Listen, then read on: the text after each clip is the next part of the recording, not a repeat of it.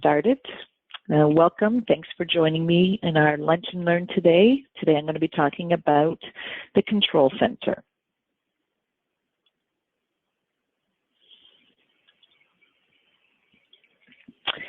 So your Control Center is your hub of how you can manage your overall day-to-day jobs or look at your overall day-to-day jobs.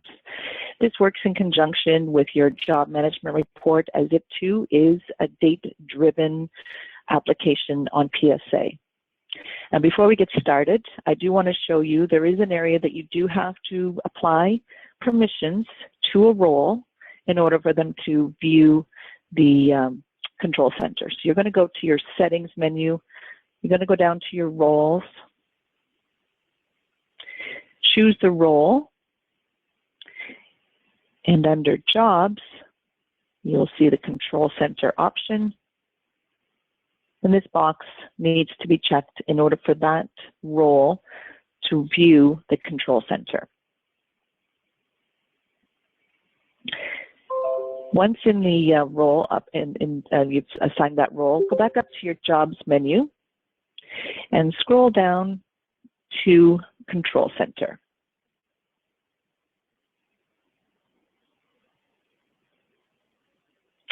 And this will bring up the overall view of your jobs in the various stages. Down at the bottom of the screen, you will see a listing of all your jobs. We have 123 jobs. And I'm just going to go through the various bubbles and what they mean. The first bubble, no dates. It's pretty self-explanatory. We have 47 jobs that do not have any dates. You can click on the orb, come down to your list, and here are the 47 jobs that do not have any dates. To action an item from this screen, if you want to start putting dates in, you can go over to your action, click on Edit. It's going to open up a new window, or a new tab on your browser, and it's going to take you straight to the job. From here, you can come in and start adding your dates. Once you've added a date to this job, for instance, we're going to add a received date.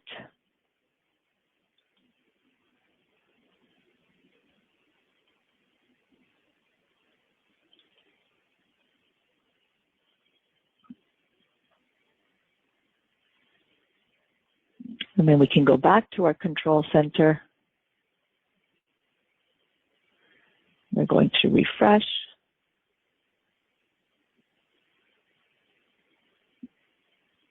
And now you'll see my dates. My job that had no dates is now moved out of here and has gone into received. And received, just as it says, it's any jobs or all jobs that have a received date. From there, once you enter an inspection date on the job, it moves into scoped.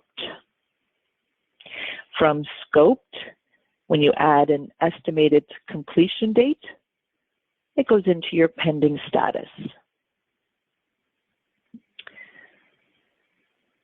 Once you have your pending status going into approved, you add your approved date, and your job will move into the approved bubble. And when you have an actual start date, you will then be moved into WIP. Completed date added. Not paid means there's an invoice date, but not a paid date. Lost job, this is where you would add a lost code onto your job. Go to your info tab, and any jobs that you have added a lost code to, they will appear in the lost orb.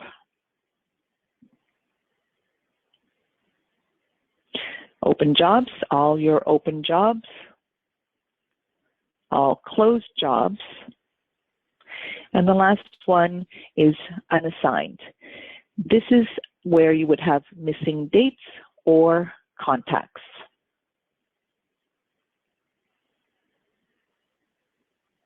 You will also see in the middle of the screen 2 pie charts, one showing you your number of no dates received, scoped, and you'll also see it broken down by the job type.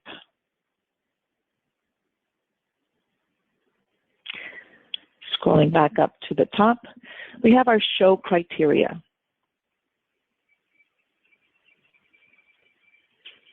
In this area, you can drill down and select the jobs that you want to see. You can choose on the left-hand side a specific date or an as-of date, this week, last week, this month, or last month. When you select anything in this area, you are also including completed, lost, and closed jobs. So for instance, if I choose this month, actually I'm going to choose last month, apply your filters, scroll down, and these are all of your jobs within that criteria. Remember, it's all open jobs as well. But you can drill down even further. You can select it by job type. So say you wanted to see just your emergency jobs. You'll see that my list has now reduced even further. I only have 23 jobs that are emergency jobs. If you wanted to drill down even further, you can select an employee type. I'm going to scroll down again, and it's even reduced my list down even further. I have 8 emergency jobs with a PM assigned.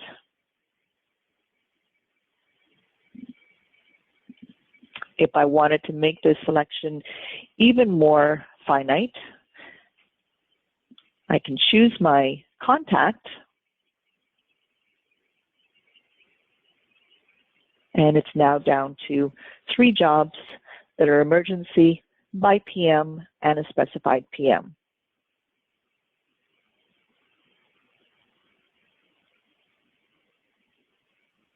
You can also do this even further if you wanted to search for companies, if you wanted it just to be by a location, if you had multiple locations, and if you wanted to specify the building types. You would just come in here, select your different building type, and it'll change your criteria. You also have the option to select by unassigned. You can select by unassigned employee type, such as estimators, no PMs, no PC, salesperson, or salesperson 2. So if you come in here and select, here are all of your jobs that do not have a PM assigned to them. You can come over to your action screen, action item. We'll open up the job, come to your relationships tab, and indeed you see there isn't a PM. From here, you can go ahead and enter employee types.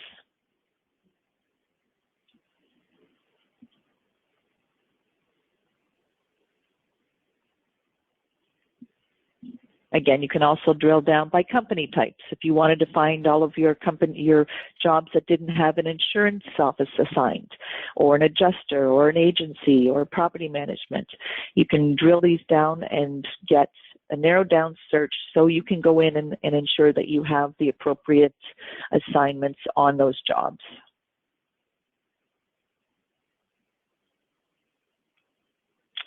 Another area within the control center is the revenue.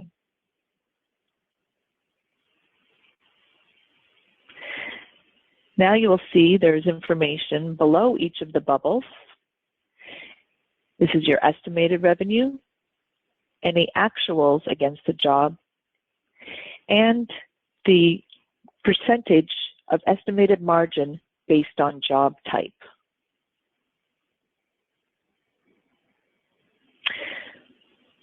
Your completed and closed jobs will be all based on actual costs, or actual revenue, sorry. Scrolling down, again, another pie chart. So here we have it again, your jobs with no dates, or with the dates and where they are in the pipeline, your types of jobs, and now you have your revenue, your estimated revenue. In this instance, we have $830,000 worth of reconstruction jobs estimated revenue. At the bottom of the screen, your job by stage and by type, and your overall total revenue by job type.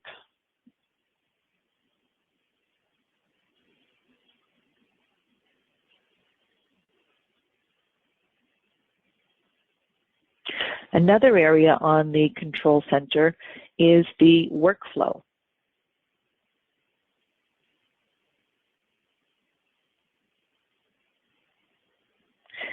This is a great snapshot of all of your workflows that are set up on the job. You can see it by the various stages, whether they're in a new, warning, past due, or completed stage. If you click on one of these bubbles, it will just give you all of your jobs, all your workflows that are in that status. So here are all of my past due status. I can actually go to the job, click on your status, and it will take you directly to the job. You can look on your workflow and see what action needs to be taken.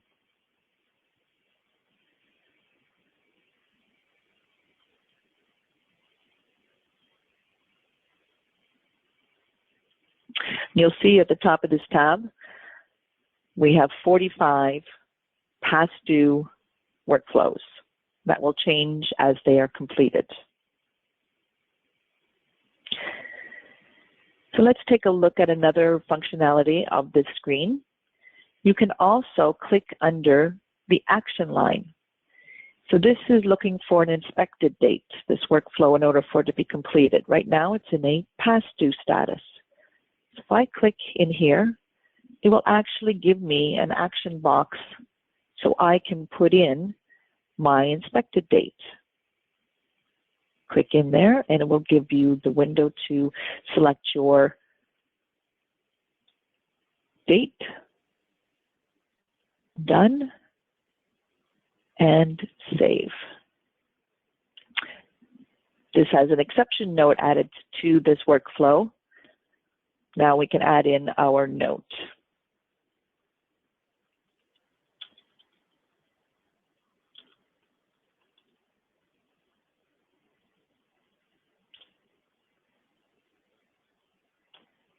So now you will see that my status for this workflow has been completed. You can see your exception note. Across the top, you can do filters. You can choose to filter by description, by the action required on the workflow.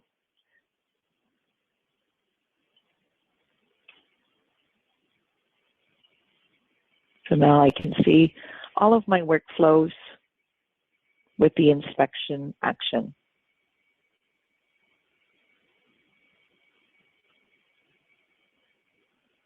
Another option is in the show criteria.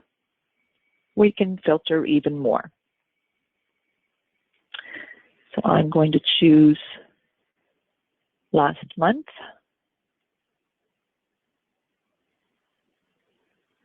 And this is going to show me all of my workflows from last month. You can also drill down even further and say you want to look at just emergency jobs. choose another one that has. There we go. So for my cleaning jobs, these are all of my workflows. If I wanted to drill down even further,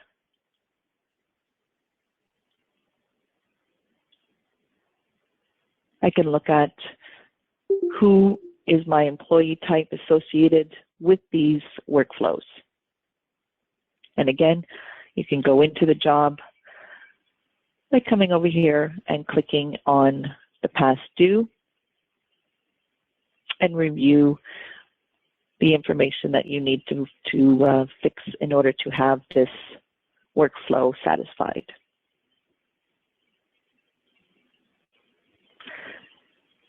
Same as the Jobs tab.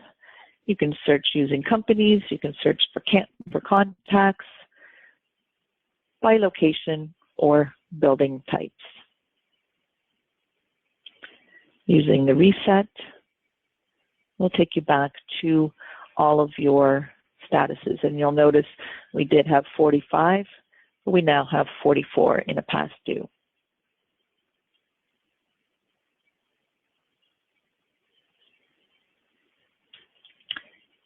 The Schedule tab. The Schedule tab allows you to review all of your work orders and status that they are in. Currently, we have 85 jobs with a work order that's scheduled with a status on it. You can filter your jobs to the most recent by clicking in the start. So for instance, our first job is a water extraction. Its status is showing past due. We're going to click in the completed section under the past due, and it's automatically going to take me to my job.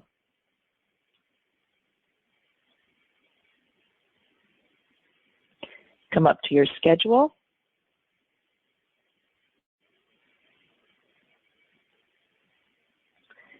Here's my job. I can come in here and I can click on completed.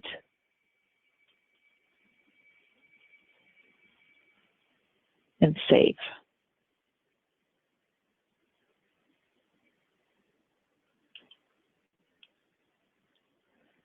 Go back to my job. Now I can see that my schedule is completed. Let's go back to our control center. Click on schedule. And now you'll see my job is complete. Show criteria, same idea as the workflow and the jobs. If you wanted to search for an employee type, for instance, select your employee type, and you will be shown all of your jobs with the employee type of PM.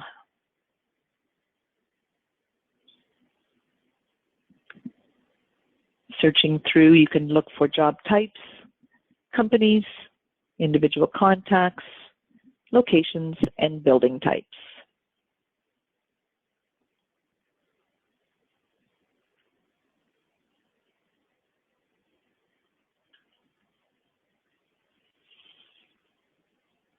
And that is how we use the control center. I will open it up for any questions. So if you have any questions, please enter them into the chat box, and I will address your questions.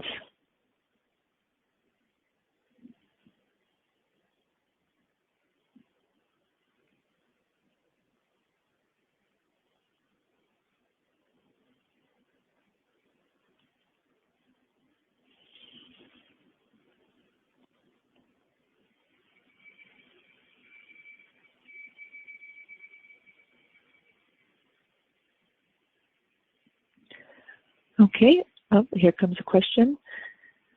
Is the pending status estimated completion? Yes, it is.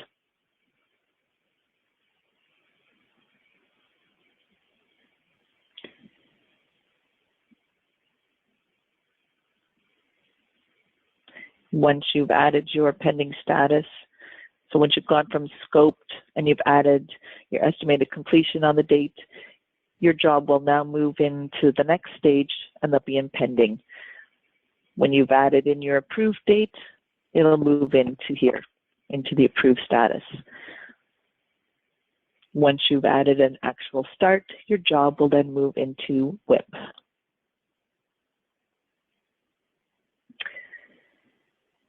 Complete status is your completed. It's not an invoiced. You still need to add an invoiced status. And that's where if you have an invoiced job but not paid, will sit in the not paid.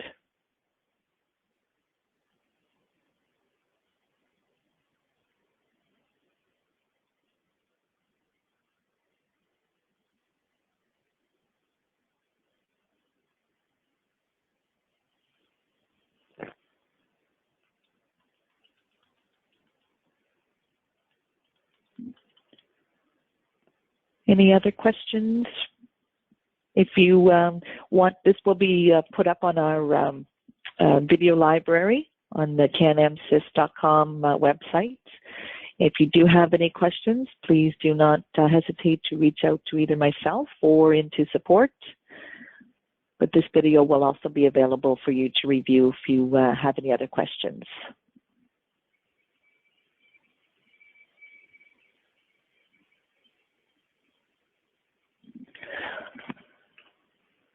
Question, is there a way to mass edit workflow items that are past due? Unfortunately, you would have to go into each job and enter in your the information that's satisfying that workflow, whether it be a date or if your workflow requires you to add a document or an image to the job. They have to be done on an individual basis.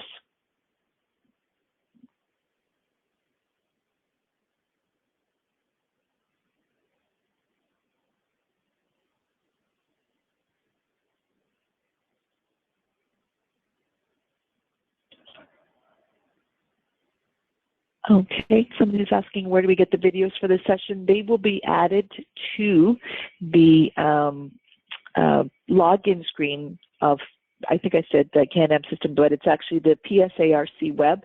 When you first log in before you go into your database, there is a section there for training videos, any of our sessions or winter online sessions. They will be deposited there.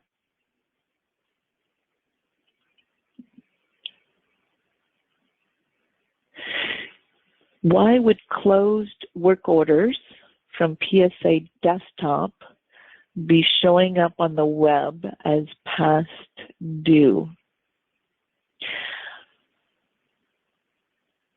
Are you looking at them as past due on the workflow or on the scheduled event? Because the dates would come over when you close that work order on the desktop. For those people that use both our desktop and web platform, when a work order is closed on the desktop, that close should show up on the web. I will reach out to support and ask that question because it should be working that way.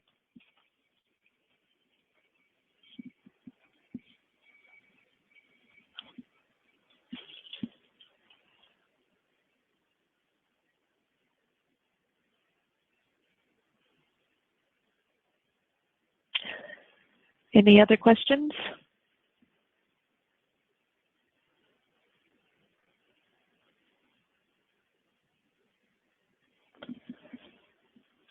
All right, I will end the session now. And as I said, this will be available on the PSARC web, the login screen, where all of our other online sessions are deposited. Thank you very much for joining me, and have a lovely afternoon.